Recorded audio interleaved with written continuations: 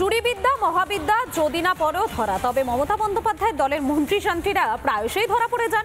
কাটমানির বাড়াবাড়ি জানের দলনেত্রীও এবং ভারী সহজে নবান্নে বসে প্রকাশ্যেই বলেন নিচের তলায় থেকে ওপরের তলায় টাকা খাওয়ার রেওয়াজের কথা। কাটমানি অপরাধ বলে শান্তি সেপাইদের হুঁশিয়ার করলেন বটে, কিন্তু তাতে আদৌ কি কাটমানির স্রোতে বাঁধ দেওয়া সম্ভব?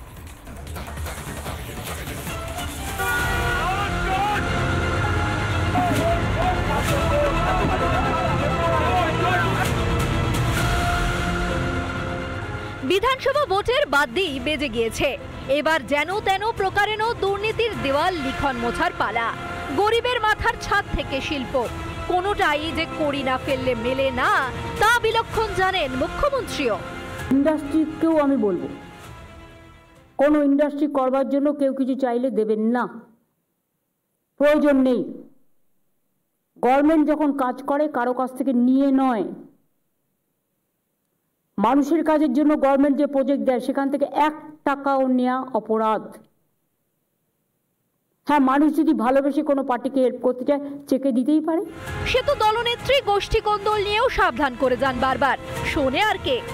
দলের বড় মেজো সেজো ছোট নেতারা যে পাত্তাও দেয় না, তাও আলবাত জানেন মুখ্যমন্ত্রী। বিবেক, তোমার একটা নিজস্ব টিম তৈরি করো, যাদের দিয়ে কাজটা করো। তুমি তো জানো টাকা না খেয়ে নিচ থেকে ওপরে আসে না, ওটাকে বন্ধ করতে হবে, টাকাটাকে ফাঁকা করতে হবে, ডিরেক্ট সেন্ট্রালাইজ করো এবং নিজে দেখে নাও। টাকা ফাঁকা করতে কেন্দ্রীয়করণ, তা কি ধরনের কেন্দ্রীয়করণ হবে এবার?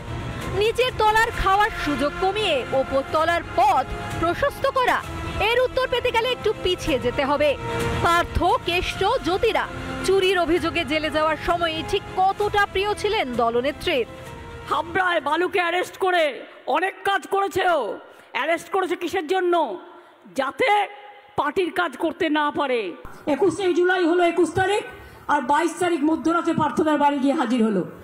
তুমি আগেও করতে পারতে, দেখে নেবো আমরা কেসে কি আছে। পরশুদিন কেষ্টকে গ্রেফতার করলেন কেন? কি করেছিল কেষ্ট? চুরিতে যে অগাধ প্রশ্রয় মেলে তা তো বোঝা যায় দলনেত্রী মমতায়। তাহলে ভোটের আগে কাটমানি অপরাধ বলে হেঁকে কি চোখে ধুলো দেওয়ার চেষ্টা করলেন তৃণমূল নেত্রী? রিপাবলিক বাংলা। নানা ধরনের কন্টেন্ট দেখার জন্য লাইক করুন, শেয়ার করুন আমাদের ফেসবুক পেজ, সাবস্ক্রাইব করুন আমাদের ইউটিউব চ্যানেল।